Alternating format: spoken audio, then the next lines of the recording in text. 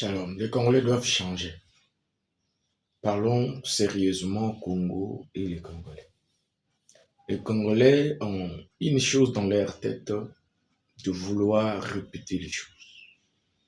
Ici, nous sommes dans le livre de Jérémie chapitre 26 où l'Éternel a fait plusieurs avertissements au peuple d'Israël au moyen des prophètes, pas un seul prophète. Vous savez que le Congo a connu plusieurs prophètes jusqu'à arriver à nos jours. Nous, moi et les autres qui parlent en ces temps-ci.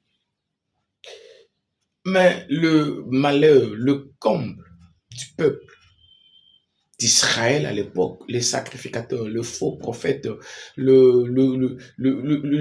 gens qui étaient à côté du roi, le roi lui-même, tous ces gens-là étaient dans l'apostasie.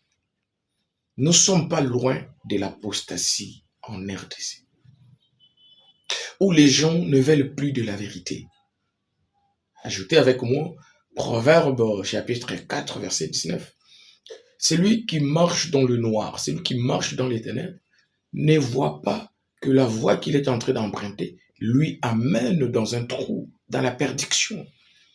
Ainsi, les Congolais, nous sommes en train de souffrir à cause de nous-mêmes parce que nous avons refusé d'écouter le grand Dieu.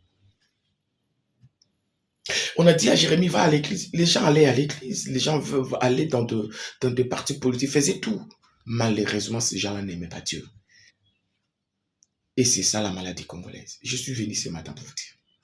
On n'est pas censé répéter les mêmes choses. Et ce qui nous pousse toujours au dialogue. Moi, suivez tous mes vidéos sur YouTube.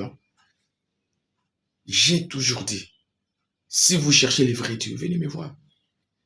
Mais si vous cherchez tout ce que vous êtes habitué de faire là, allez-y là où vous allez toujours. Est-ce que c'est la première fois que je vais vous dire ça? Si vous avez besoin de Dieu, de la direction de Dieu, venez me voir. Quand je dis moi, il y a une structure. Mais si vous avez besoin de tout ça, les gens qui vous disent tous les jours, il faut dialoguer, il faut dialoguer, il faut dialoguer, il faut dialoguer. Mais pourquoi ces gens-là ne vous apprennent pas à abandonner le mal? Pourquoi ces gens-là ne vous apprennent pas comment aimer le Congo, comment travailler pour le Congo? Moi, j'aurais aimé qu'on dise aux uns et aux autres de respecter la Constitution. Ce serait la moindre des choses. Si chacun respectait la Constitution, on ne serait pas dans la guerre, on ne serait pas dans la rébellion.